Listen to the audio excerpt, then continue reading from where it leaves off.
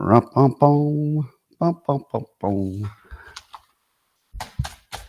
Good morning, everybody, and welcome to the highlight of human civilization. It's called Coffee with Scott Adams. I'm pretty sure there's never been a better time in your life and the history of the universe if you'd like to take it up to levels that nobody can even understand. All you need is a cup or a mug or a glass, a tankard, chalice or stein, a canteen, jug or flask, a vessel of any kind. Fill it with your favorite liquid. I like coffee. And join me now for the unparalleled pleasure, the dopamine hit of the day, the thing that makes everything better. It's called the simultaneous sip, and it happens now. Go.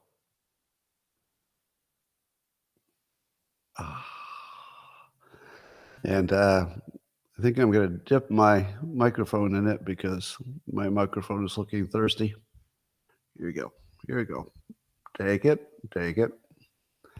It was a good visual joke. If you're listening on podcast, sorry.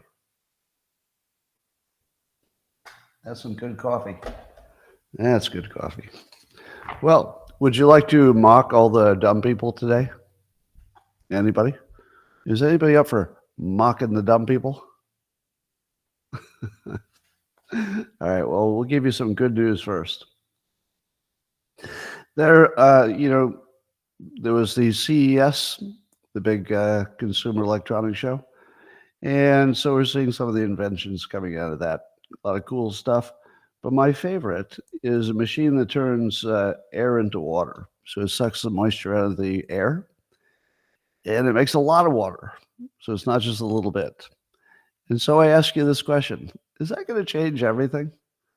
If you could make your own water right at your house and all you need is power? Yeah. I think it's like a super dehumidifier or something like that. So wouldn't that change everything? I feel like the only thing missing now is a septic system. So you could be totally off the grid. Because you can make your electricity, you can make your water. You just need some way to get rid of that waste a little bit better. All right, well, that's a big deal. All right, there's a new study that says girls outdo the boys at school and at universities. So the girls are getting better grades compared to boys, not only in school, but in upper education as well. So what's that tell you? Nothing. Stop measuring the average of people. There are no average people. There's no average boy. There's no average girl. And by the way, if you know anything about the real world, you know that boys tend to the extremes. There are more boys who are super dumb, and there are more boys who are crazy smart, and women tend to be closer to the mean. So what does it tell you that women or girls are getting better grades than boys on average? Nothing. It literally tells you nothing. Yeah. I don't know what it tells you besides nothing, but we need to really stop imagining that measuring the average of any two groups tells you something you can use. As soon as you say, well, I can use that information, then you're lost. It might be a curiosity, but you can't use it. It has no purpose because there are no people who are average. As soon as you start using the average to manage to people, you're discriminating. Let me say that again. If you think the average of the group means anything, has any value, you're a racist or a sexist. By definition, as soon as you think the average means something, I say it doesn't mean anything. So therefore, I'm a good person compared to people who measure averages. Well, here's a diet reframe. Here's one of the most useful diet reframes you could ever have. And I base this on my own experience, which is at the moment, this is not bragging, by the way. I'm getting to some advice that will be good for you. At the moment, I eat as much as I want of anything I want as often as I want. And my target weight is exactly my weight. I'm actually below it. I'm actually below my target weight with no effort. It took 0 effort. Now, what's the trick? There's a trick. The trick is It's really, really hard to manage your willpower and just eat less food. Do you know why? Because willpower doesn't even exist. There's no such thing as willpower. It's an illusion. So if you manage your weight by managing to something that doesn't even exist, it's not even real, your willpower, your free will, those aren't even things. Instead, I manage to my preferences. So the reason I can eat everything I want to eat is that I change my food preferences. So the only things I want to eat are good for me. I love broccoli, for example. I can eat as much as I want because I don't really have a need to eat so much broccoli and good food. It's kind of satisfying by itself. So I can eat as much as I want of anything I want. And as long as I keep to foods that are, not full of sugar and bad stuff, I can eat as much as I want, whenever I want. All day long, I just look for things and just eat them all day long. And it makes no difference to my weight. Now you're going to say to yourself, or you should, well, I bet you exercise a lot, don't you?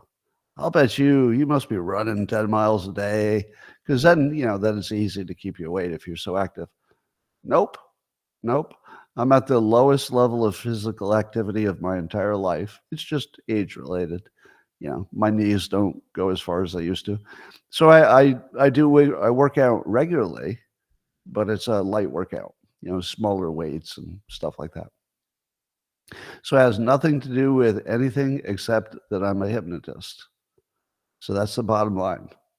Because I'm a hypnotist, I know something that a lot of you don't know, that I can manage my preferences.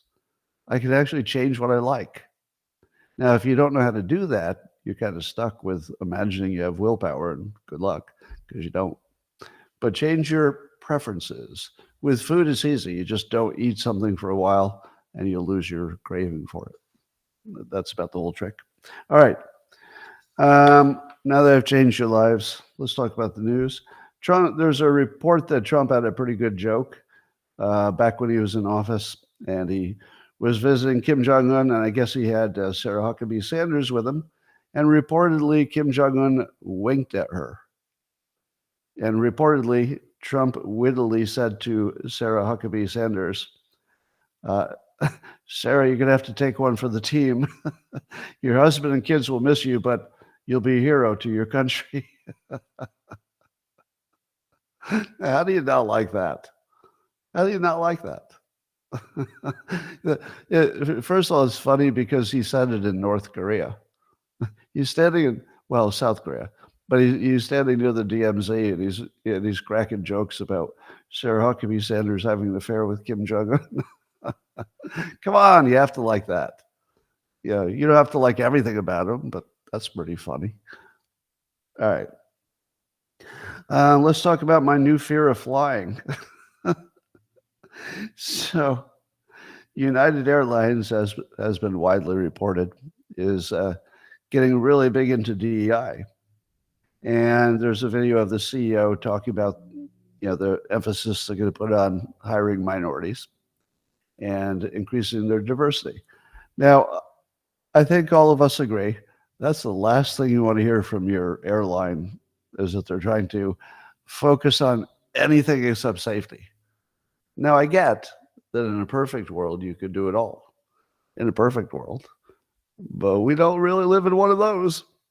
We live in a world where if you're focusing on something, you're going to get more of it. And if you diversify your focus, you better be careful where you diversify it to. So we've got the problem that the airlines are pushing for diversity. But I think there are at least two fake newses in the stories I'm going to tell you. Fake news number one, I think, there's some pictures of the CEO himself, CEO of United Media, dressed in drag. And the suggestion is that he's a cross-dressing LGBTQ person, and therefore, no wonder he's pushing diversity. However, when I looked at the photo that alleges to be him dancing in front of his staff dressed in drag, it doesn't look real to me. Does it look real to you? It looks AI generated. It's sort of too on the nose. But there is another photo that does look real to me.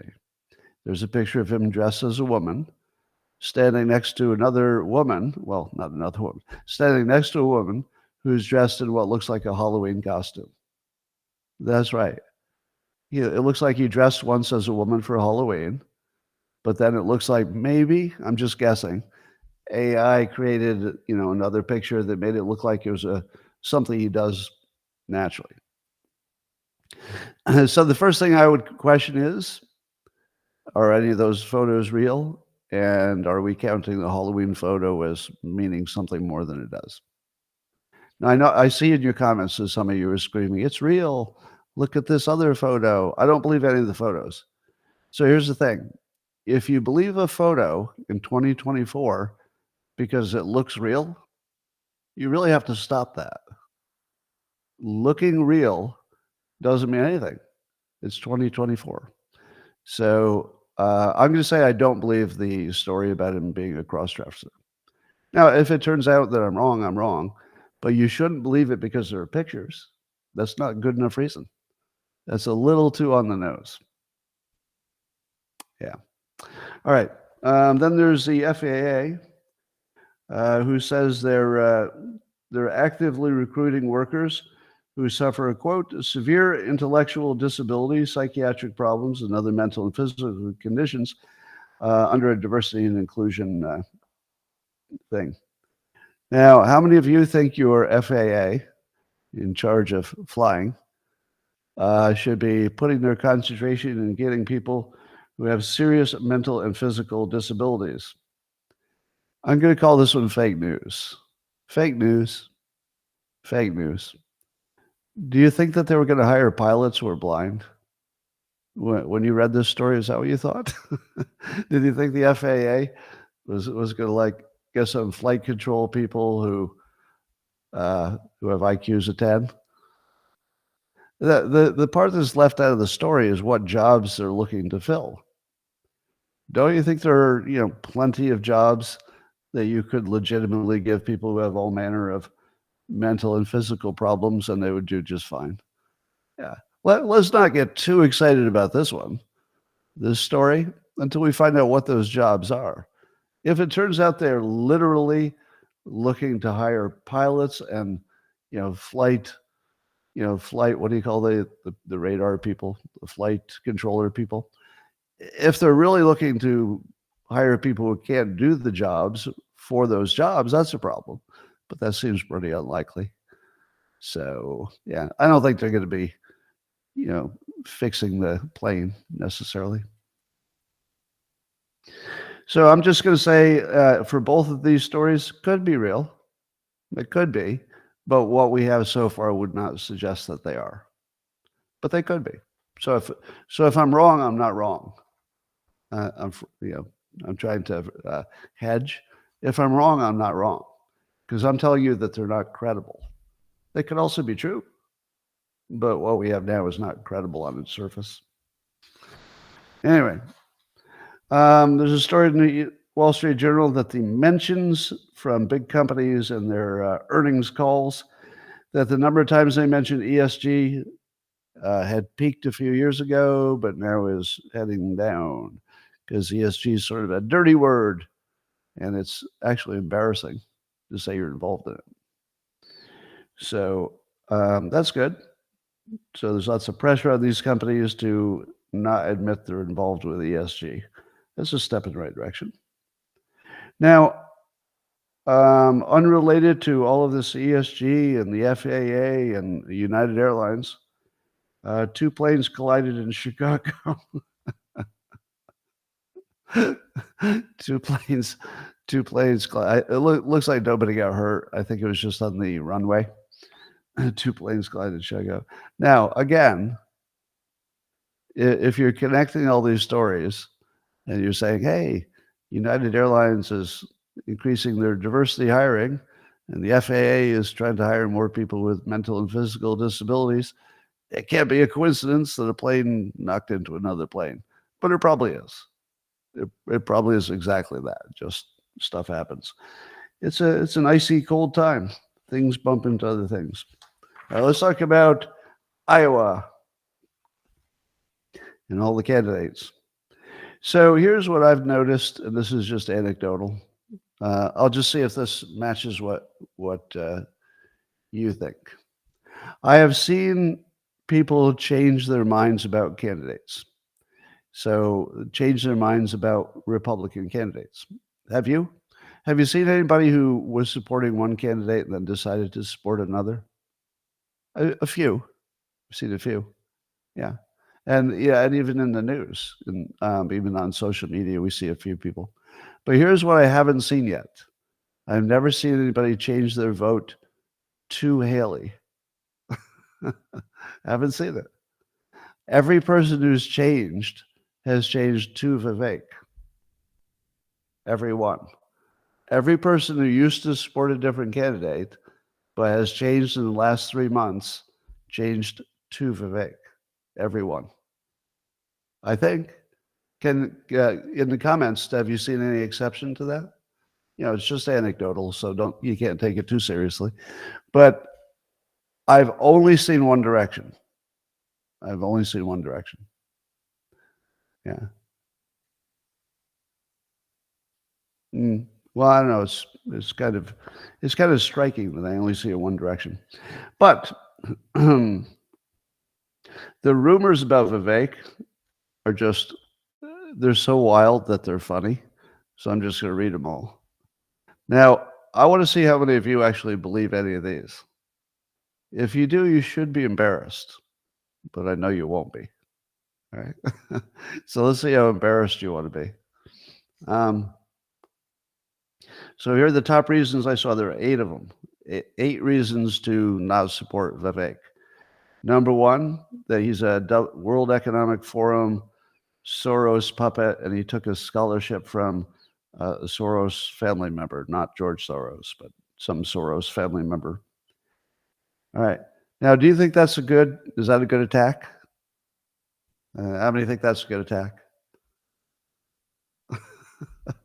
He literally has the opposite opinions of the WEF and the Soros organizations. He's literally the opposite. They're not going to fund him. Of all the people in the world, they would never give him a penny, but he took their money.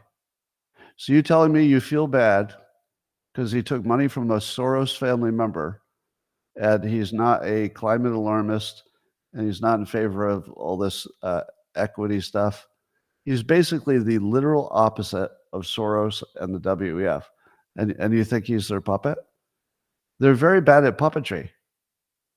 If you're going to be a puppet master, your rule number 1 is that your puppet has to do something related to the strings you're pulling. If you're pulling the strings and your puppet is doing literally the opposite of what you want it to do when you're pulling the strings, you're very bad at puppet mastering.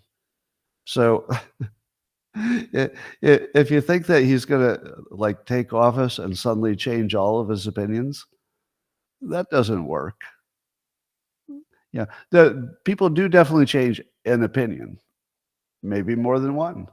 They can soften opinion or so, but he's not going to go from climate change is bullshit to fully embracing it. That's not going to happen.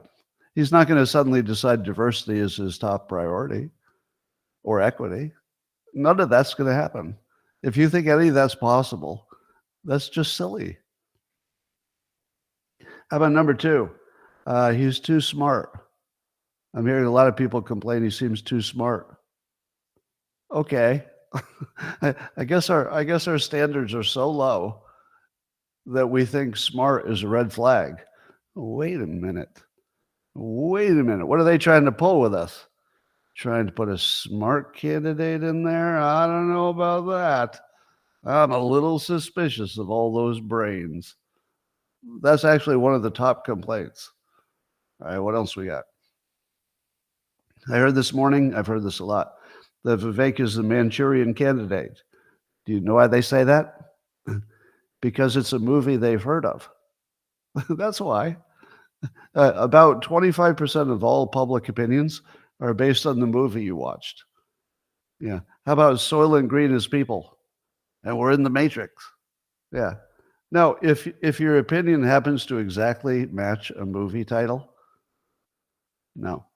If your opinion matches a movie title, I'm not going to listen to you. You're going to have to do better than that.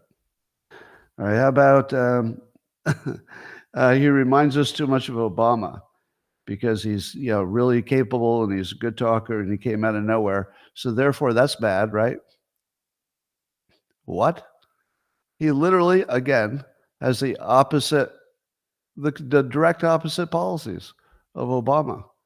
The part that people are comparing him to Obama is somebody who's really smart and can exceed expectations.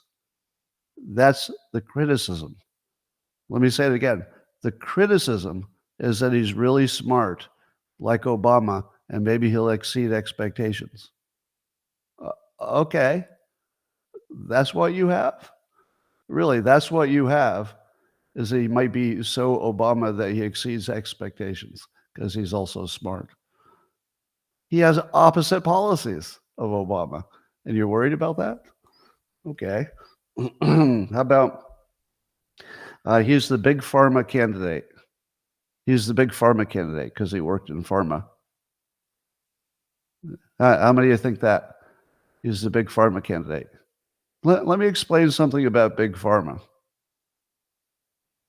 Pfizer doesn't give a fuck about the other big pharma. What do you think, they're working together? You think the big pharma is one thing? They're competing. There's no big pharma company that gives one fuck about another big pharma company. They don't care. They might have some like an interest in common somewhere here and there, but no. The fact that he once owned a company that was in that space, it doesn't mean he supports the other pharma companies. There's no connecting tissue to that. There's no logical if this, that. That's just crazy. He's just a guy who had a company that he doesn't have now because he made his $1 billion or whatever. All right, so you're going to have to do better than he's the pharma candidate. Somebody also said he somehow made money on every shot. How's that a criticism? If I could have made money on every vaccination, I certainly would have. Would you not? If you could have made money on every vaccination legally, you wouldn't have done it? Seriously? You wouldn't have done that if you knew it was going to happen anyway. If you knew it was going to happen anyway. Now, first of all, I don't know that he did that. It seems unlikely that it's true. But what's wrong with making money? Why are you complaining about that? Yeah. Now, if he was the one promoting the shots, then you might have an argument. There's no evidence of that, is there? Anyway, I don't think he was in favor of the mandates. People say he has no political record, but of course, that's why they liked Trump. He has no political record. Why is that negative, to have no political experience? Have we not learned that that doesn't matter?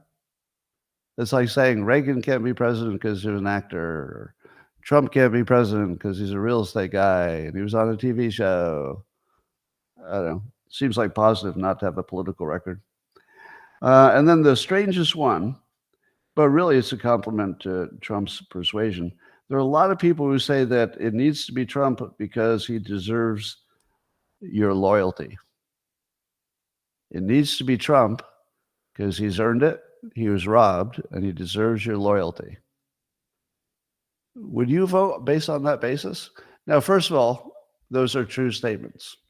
So let's distinguish between what's a true statement and what's a reason. Here are some true statements. It does feel like he got robbed. I mean, I can't prove it, but it feels like it. It does feel like, he does ask for loyalty and he does get it. He has a very loyal base. And, maybe he got robbed. And maybe he deserves it. I would actually go so far as to say he deserves it. But why would you vote against your own interests? That's the opposite of what you're supposed to be doing as a voter. You're supposed to vote for what is good for you, and ideally, it's good for the country as well. But first, you. There are a number of people who have said directly that their interest is Trump. And I kind of like that because he's so good at what he does, and he shows loyalty to his base, and they show it back. But that's why you'd vote for him? The reason you should vote for him is you think he'll do the best job. And I don't see that. I think people are actually saying that they're MAGA, so they're voting for him. That's not really a reason. Or that he got cheated, so they'll vote for him. That's not a reason. Those are not reasons. Those are just truths. Oh, as you see it. I don't know if they're true. But they're just facts, or maybe not. But you need a reason. The reason is you're sure he'll do a better job than the other alternatives. Now, you might say to me, but Scott, I just say it that way. Obviously, it's his policies that I'm responding to. I don't think so. I think that you're responding to him first, and then it's lucky that you also like his policies. That's a dangerous place to be. You know when the Democrats say that the Trump supporters are a cult? Well, it's not a cult in any traditional way, but it's definitely true that he has created almost a love or a loyalty that people are putting above their own self-interest. They're putting Trump's benefit above their own self-interest. And part of it is because you think he did that for you, which he did, by the way. He did put the America's best interest above his own. I think he actually did that. Now, obviously he probably wanted, everybody to work out, including himself. But he took a pretty big personal risk to help the country, in my opinion. So I think you could. I think you can love Trump. I love Trump. Honestly, I just love the guy. So I agree with you if you have a good feeling about him. And also, if you ever have the opportunity to meet him in person, it's hard to walk away without loving him. I mean, he's really nice and generous in person. It's hard to walk away and have a bad feeling. So I have a good feeling about him. If he's the candidate, I'll support him completely. But don't vote for him because of your feeling. That's just the worst reason. Vote for it because of what's good for you. Now, here's my argument for Vivek. Even if you love Trump more, even if you think he's the original and Vivek is the imitation, how do you ignore the fact that they're going to come for Trump in a way they would never come for anybody else? How do you not count that in your calculation? Because you could say, well, that's not Trump's fault. Maybe it's the Democrats' fault because it's how they come after him. But it's still a fact. You can't say, I wish it weren't true, and then say, I'm not going to include it because I wish it weren't true. It's actually true. A Trump presidency could cause the destruction of the entire country. That's not a zero risk. It's above zero. I don't think it's a big risk, but it's above zero. And that's a risk you don't have to put up with. You could get younger, stronger, more likely to make change without that. So that's the calculation that some of us are making. But realistically, will Vivek make it to the finish line? Well, probably a lot depends on the next two primaries, but he's also said directly, Vivek has, that he's basically the emergency candidate under glass. I'm paraphrasing. He doesn't say that. But the idea is that the bad people will stop at nothing to stop Trump, and there's no limits to what they'll do. Therefore, if you don't have a backup plan ready, you're going to regret it.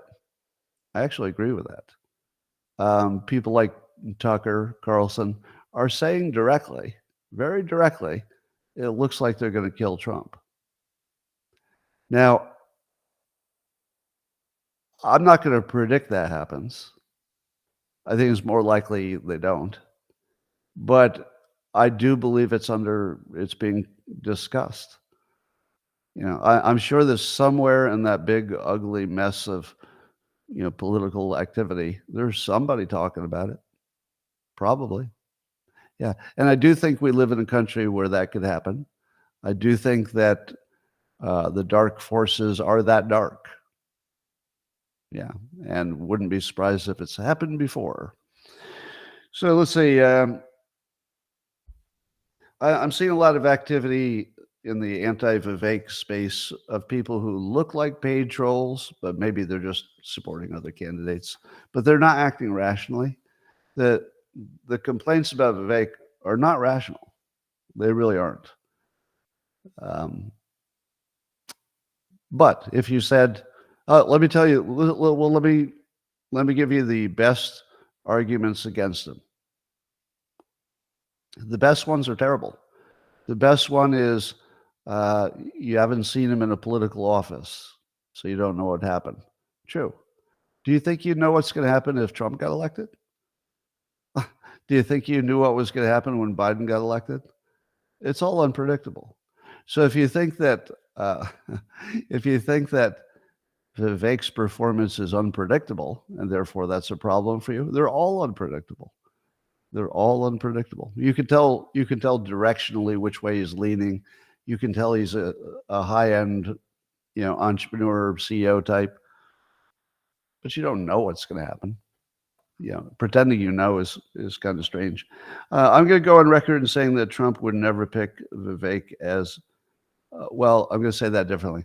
I don't think Vivek would ever take the vice presidency under Trump. And the reason is simple. He's just too smart. It would be maybe great for the country. Might be great for the country, but it would be absurd for Vivek to take a job that would destroy him for the rest of his life. All right. We don't ask our politicians to destroy themselves. Like, that's not something you could ask of him. And I don't think anybody's going to survive being Trump's vice president. Do you? Who in the world is going to survive being Trump's vice president? It's a suicide mission. It's just a suicide mission. Yeah. Somebody will do it, probably, but it's a suicide mission. So I don't wish that on Vivek. He would be far more valuable to wait 4 years and run again. Wouldn't you agree? If you had a choice of a VP Vivek and you thought he could get a lot done, but you would certainly be destroyed in the process, wouldn't you rather just keep him fresh, as he likes to say, keep a fresh horse? I think that would be the better play. If you think he's that strong, I'd keep him out of trouble for 4 years. Let's see. Apparently, the Haley supporters in Iowa, 50% of them would vote for Biden if it's not Haley. So this is not really a real caucus. I'm not even sure a caucus is real in general. This is totally artificial. It's a bunch of Democrats. The Democrats, because there's no Democrat primary, they can declare themselves whatever they want because they don't have to save themselves to vote for a Democrat. So the independents and the Democrats can pretend the Republicans try to game the system. There are probably enough people gaming the system that the vote won't really be the will of the people. Wouldn't you say? I don't believe the will of the people will be expressed in Iowa. Whatever it is, it's some weird combination of effort and media and trickery and influence and all that stuff. Now, I do think there's a high likelihood Vivek will overperform because I think that his supporters are hard to reach in a poll. Don't know. And I would say that Vivek's in good shape if he beats any one of the candidates. So if Vivek were to edge out DeSantis, for example, and we looked at Haley and said, but wait a minute, it looks like Vivek legitimately beat DeSantis, and the only person who beat him was Haley, and her votes are fake. They're Democrats. Then how do you like him? Think about it. This is a pretty solid possibility. If he beats DeSantis, that's serious. But if he comes in still quite behind Haley, he still looks like he beat her because you would suspect her votes are fake, right? Just think about the day after. If he places above DeSantis, he's your strong number 2, even if he comes in number 3. I don't think you're prepared for that. Because as long as Haley looks like an illegitimate vote getter because of all the Democrat trickery, it's going to look like Vivek won. And by the way, coming in second to Trump is going to look like winning it because that would be the surprise. So when Vivek says he's got a surprise coming, nobody can guarantee anything. Nobody can guarantee anything. But boy, does he have a possibility. He really has a possibility here to shake the planet. So much of the rest of your life will be decided in little frozen Iowa today. Much of the rest of your life will be decided today. Could be. Could be. Don't know. All right. There's a poll of ABC News, Ipsos, asked people about their support. Apparently only 33% said they approve of Biden now, and that's the lowest. That's just about the lowest a president's ever had since, I don't know, George Bush or something. So how in the world are we even talking about this being a competitive race?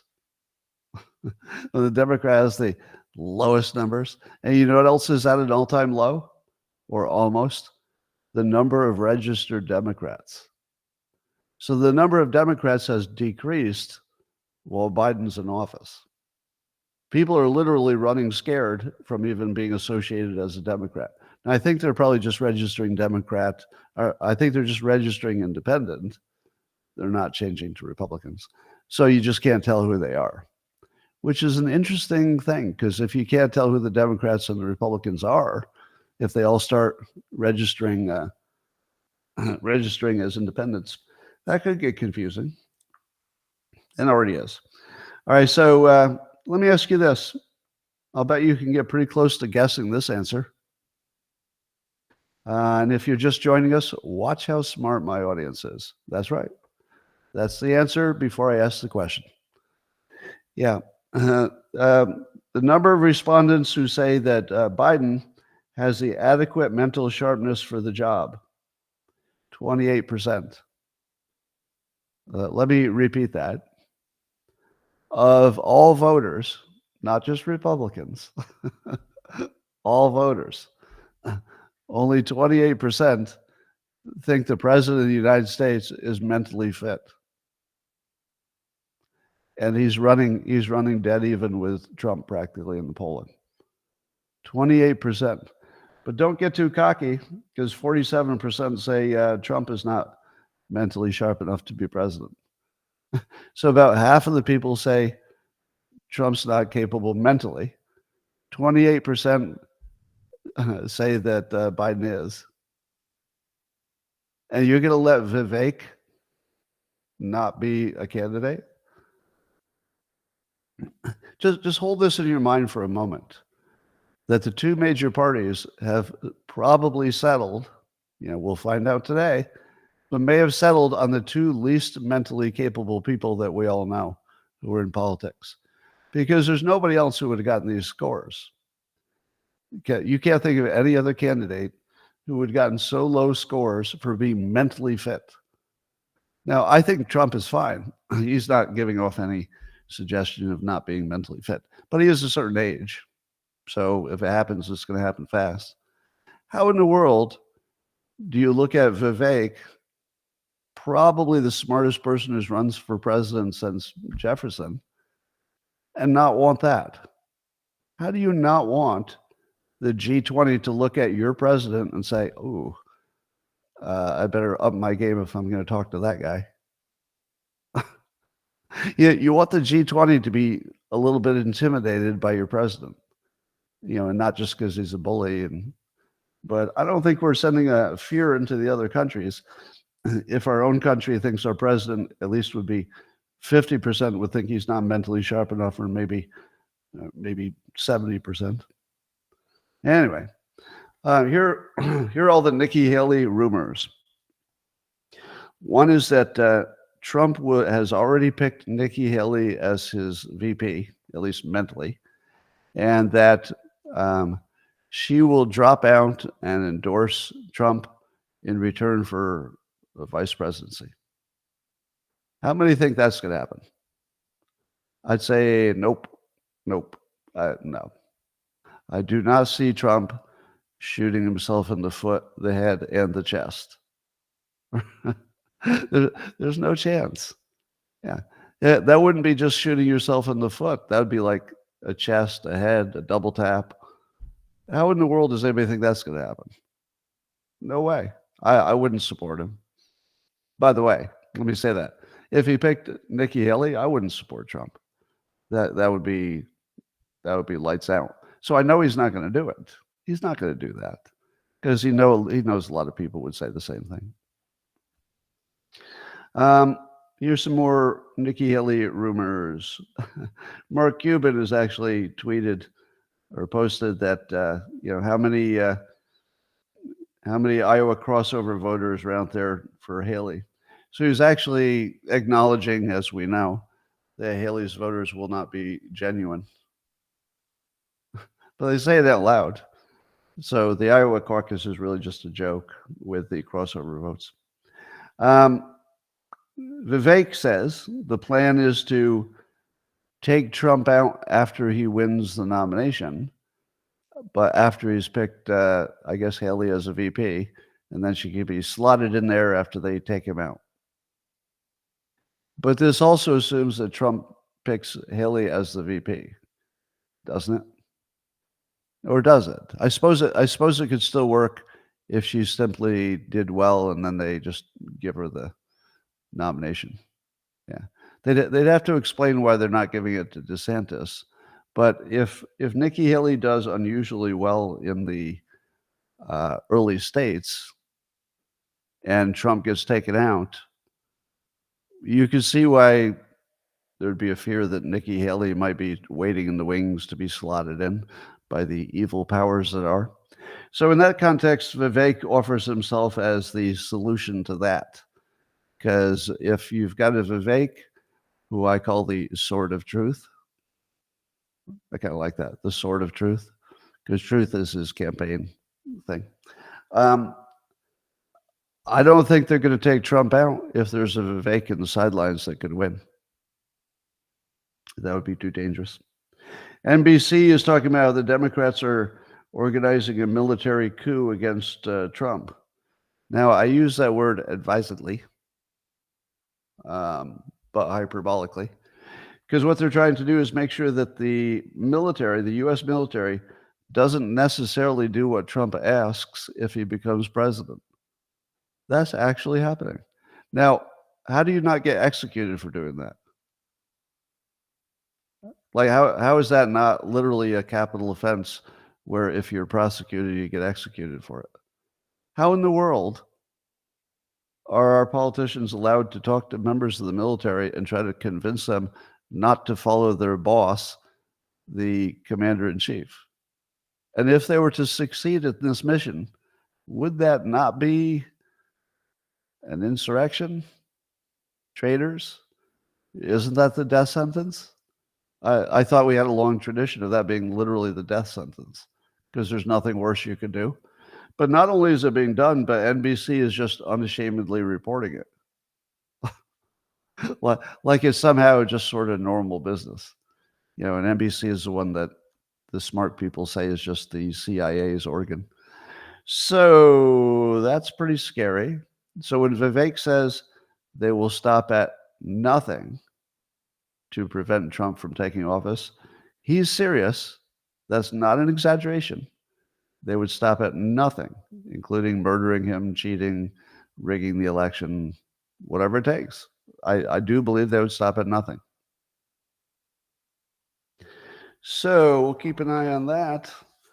The only reason that doesn't scare me more is that I think the military is probably, I hope, still too well trained for that to be an issue. I mean, I don't think there's anybody in the military who doesn't learn that they have a civilian rule.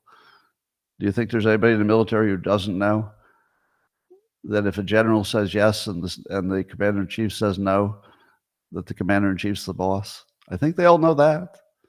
So asking the military to be traitors, I can't see that they're getting a good reaction to that, but I hope not. Anyway, Trump was funny at his rally in Iowa. So, of course, it's just insanely cold there, and there's a big snowstorm, and I mean, it's just really dangerous cold. And Trump said, quote, "You can't sit home. If you're sick as a dog, you say, 'Darling, I got to make it,'" Trump said at the rally. "Even if you vote and then pass away, it's worth it." Even if you vote and pass away, it's worth it. Now, when you see it reported, it's reported like he doesn't he doesn't care about his supporters, and the only thing he cares about is getting elected. That's the way it's being presented. If you watch the video, the audience thinks it's pretty funny, and so do I. I laughed when I read it, but I laughed harder when I heard him say it. Yeah, to imagine that this is a negative, that this is why they love him. This is exactly why they love him, because he can make them laugh. He feels part of them. The other big knock I saw against Vivek, people said they didn't like Vivek because he's not MAGA. To which I say, there's everything wrong with that opinion. Number one, his opinions are completely compatible with what the MAGA people like, completely. Number two, why should somebody be MAGA? Why isn't it good enough that you have all the right policies and you're brilliant and capable? You gotta put on a MAGA hat or you can't be supported. See, that's where people talk about it being a cult. I've never identified as MAGA because I think identifying with something that people will call a maggot is just a bad play. You can see it coming. But also, it's joining. Why should you be a joiner? Why can't you just support somebody because you like what they might do? Why do you have to be on the team? Why do you have to get a tattoo on it or whatever it is? Stop it. I saw that comment. Stop it, colonizers. Yeah, so I wouldn't give him a ding for not being MAGA. I think we all need to be careful whether we're supporting ourselves or him. And just make sure you're doing what's good for you, not voting for Trump because you're MAGA and he's owed the presidency. Those are not good reasons. But I love Trump. I think he's great. All right. Here's my problem with Trump's chances. So we know now that the Democrats are going to spring the "he's a dictator" trap. And the way the trap works is they prime everybody and say, he's a dictator, he's a dictator. And then they wait for something to happen. And then they say, there it is. We told you. There he is, acting like a dictator. And my problem is, I don't think he can escape this trap. It's a good trap. He's the only person in the world who can't get out of it. I believe that 100% of the rest of us, like everybody else on the planet except Trump, could easily refute the charge that you plan to be a dictator. You could just laugh about it. You say, how am I going to do that? Don Jr. didn't even know that there was that there was trouble at the January 6th. Well, that's not true. Don Jr. was not part of any kind of January 6th coup. We can tell from the records he didn't have any idea there was a coup going on because there wasn't. It was a protest. But here's what the AP says. So here's how they characterize Trump in their title. They say in his closing pitch to Iowa Republicans, Trump says their vote can help him punish his enemies. Do you want to vote for the candidate just so you can punish his enemies? That's not a good reason. It's also not what he said. It's fake news. He didn't say that. If you read the title, it looks like he did. If you read the quote, and at least to their credit, they give them the quote. Here's what he actually said. Well, this is what they also said. So AP characterized him this way. So they further characterized him as Donald Trump implored his supporters on Sunday to brave the frigid temperatures and deliver him a decisive victory, blah, blah, blah, saying their vote would help bring to Washington the retribution he has repeatedly promised. So if he's all about the punishing his enemies and all about the retribution, then when they give the quote of exactly what he said, you should see punishing my enemies and retribution, right? Because that's how they characterized it. So here's the actual quote. So you find the retribution and the punishment in the actual quote. Quote from Trump: "These caucuses are your personal chance to score the ultimate victory over all the liars, cheaters, thugs, perverts, frauds, crooks, freaks, creeps, and other quite nice people," Trump told the audience. And then, quote, "The Washington swamp has done everything in its power to take away your voice.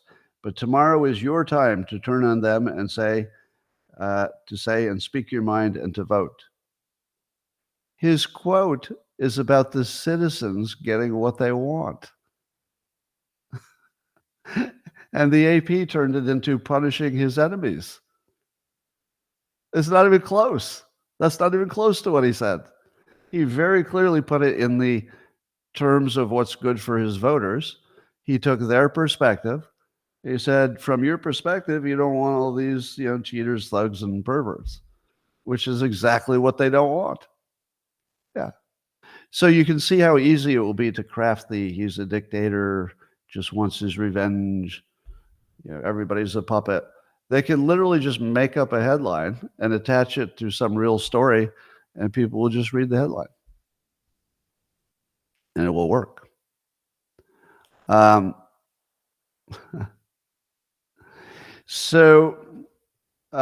believe that Trump is the only candidate who would not have the ability to debunk and completely destroy the narrative that he's going to be a dictator. I think he's too wed to the strength projection, looking strong and going after his enemies and stuff. And as long as he does that, he's just going to fall all the way to the bottom of the trap. So if I had to bet on him, it doesn't look good, actually. If he gets a nomination, even with the polling, I think they will just paint him as a dictator, and it'll work. I think it'll work. So I worry that he can't win, even if he gets nominated. So there's that. I'm not sure if anybody else can, because the system is the system. But they do have the one trap that he uniquely can't get out of. And I don't know how to ignore that. By the way, does anybody disagree? Does anybody think that Trump will just breezily dismiss the dictator thing and he'll just make it go away by not acting like a dictator and laughing at it?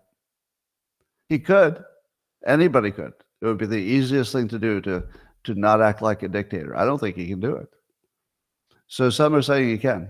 Let's take that as a bet. You want to place a bet? I'm going to place a bet that whether he wins or loses the election, so that's not the bet. So I'm not betting on the election outcome. The bet with no money, my bet is that he will never do anything which you will interpret as getting rid of the dictator label. I believe he'll do nothing that helps. He'll just say, "Oh, you're the dictators," or stuff like that. He'll just accuse the other side, which might work. Yeah. So no money, but I'm going to bet that he's the only person who can't get out of this trap. It's a good trap. All right. So Bill Ackman, as you know, he's been going after DEI at colleges, and he's decided to back a candidate, Dean Phillips, who is running against Biden, but not successfully because there's not really a primary. So Bill Ackman spends all this time publicly being the face of going after DEI for being, basically a poison. And then he backs Dean Phillips, who apparently on his website backs DEI. Now, that's awkward. So he's backing a pro DEI guy while being the most famous DEI guy. Now, when people pointed it out, did Bill Ackman say, "Oh, shoot, I didn't know that. I withdraw my endorsement"? He didn't. And one of the things we like about him is he's not a quitter. He's a fighter. He's a gladiator. So I have the same feeling about him that I do about Trump. You can't be mad that he fights. That's like what he's good for. You can't expect him not to be a fighter one day, just to wake up and he's a different personality. He's no longer a fighter. No, he's a fighter. He's going to take it all the way. He's replacing the Harvard board, et cetera. So once he finds out that Dean Phillips is a DEI guy, his response is that they're going to re-educate him, because Bill says, he also thought DEI was good at one point because diversity is good. He didn't realize that the process is corrupt, and that when they educate him, that they can get him to change his mind.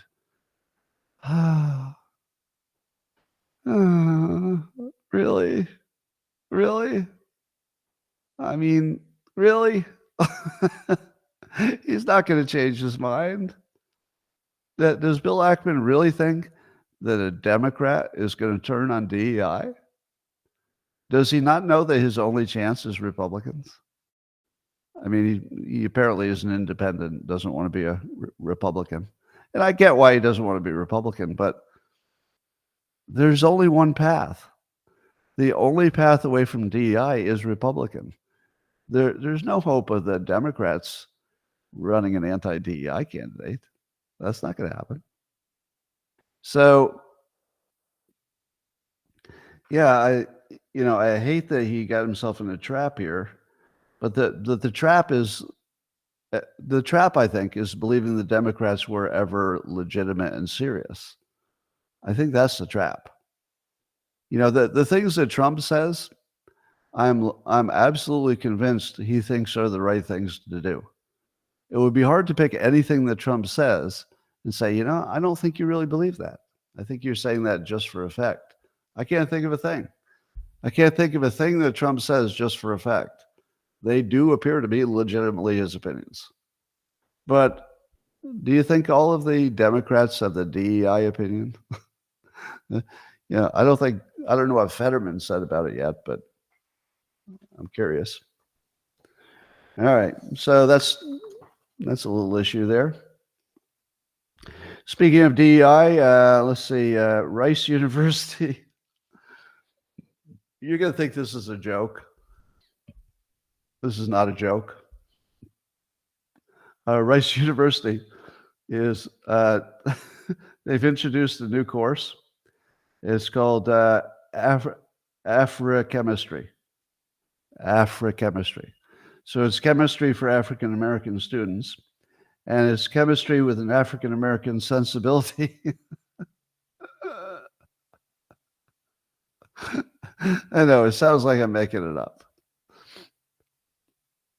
So since I'm already canceled, let me say what the big problem is. You know what the country really needs more than just about anything? It needs white people who can say no to black women who have, power. I feel like white men will just never say no to a black woman because it's just suicide in a professional sense.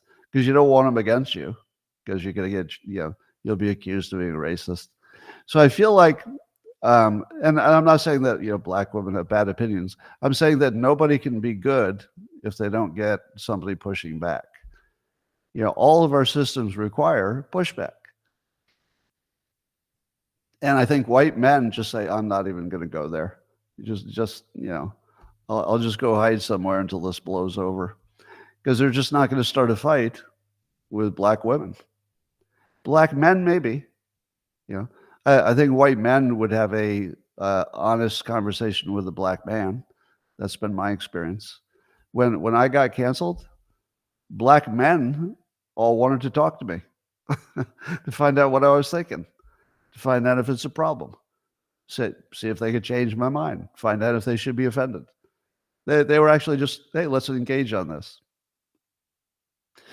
So black men are all in. They're completely down for, let's talk about this. Let's figure it out. But I feel like white men in particular are just never going to get in an argument with a black woman in a corporate or government situation. It's just suicide, and that's a bad system. It's a bad system.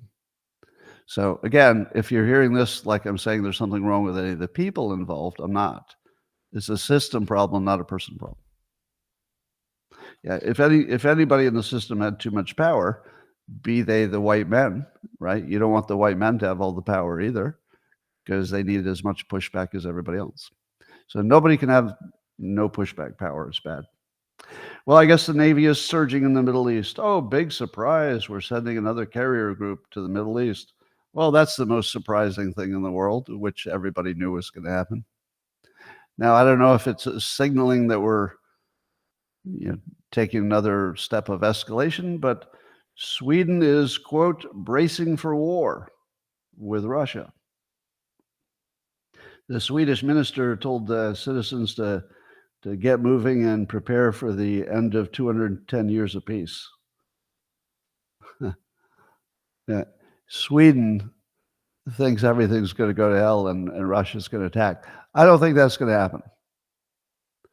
I think that it's hard to sort out what's true and what's false about Russia. Right? I don't want to be the gullible person who thinks Putin tells the truth. All right, I don't want to be that person, because obviously that's not true. But I don't want to be the person who just agrees with everything that's ever said bad about Russia. That feels like a bad look too. So far, see if I'm wrong. I've heard this commentary, but I need a fact check on it. Is it true that so far Putin has only shown interest in invading countries that are majority, or portions of countries that are majority Russian speaking, and if you held a vote, they would say we'd rather be Russian? True or false? That he's only taking over parts that wanted to be Russian in the first place by majority. Now, does that indicate that he would take over a country that is not of that character? Because I don't think it does. I don't think it follows that he's just playing a clever Hitler game, where the first thing you take over is Austria, because you say, well, Austria, German speaking, practically Germany, and then you find out, wait a minute, he's taking over Poland now. He's not stopping with the German-speaking people. I don't think Putin's doing that, but I wouldn't call it crazy if you said, I think maybe he is. To me, it looks like he's trying to build back a greater Russia, and doing things that would be internally popular to do it. I don't see a ton of interest in conquering China or Italy. I mean, am I wrong? So I feel like we're trying to make a war with Russia that's kind of optional. All right, ladies and gentlemen, that completes my prepared comments. Today's going to be a fun day of news watching. When do we get a final vote on the caucuses, or a final outcome? Will the caucuses have an outcome by 7 p.m. local time, Iowa? Not tonight? Do you think it won't be tonight? 10 p.m. Iowa time? That's when they stop voting, but will they have any kind of an answer?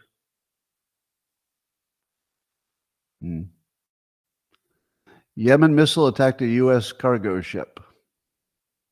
Well, let me ask you this question again. Are the Iranians Are the Iranian tankers just going back and forth in the Red Sea without any problem? Yeah, don't you think we're going to take out an Iranian ship? That's what I'd do. I'd probably take out an Iranian ship and say, I don't know who did that. It was probably those Houthis. I hear the Houthis are just terrible. Sorry, Iran. I think they took out your ship. I think that's where we're ending up. I feel like we're going to take out a ship, although you don't want to. At some point, we're going to have to go pretty hard on Iran. I don't see there's any possibility of not. I'm the John Bolton of California. Well, what would you do? Let me ask you, who has a good idea for what to do about Iran? Do we just give them what they want? What would be the alternative? I'm open to alternatives. I don't like war. Give them Israel. There's not really any alternative. Sink our own navy. Color revolution. Yeah, I don't know. All right, ladies and gentlemen, that's all I got for now. I'm going to say bye to YouTube and Rumble and on X. Somebody asked me about Rumble the other day. They're under attack. I assume it's because they're a free speech place. So we hope they survive. I'm a small stock owner in Rumble, so I hope they survive. But also because I use them.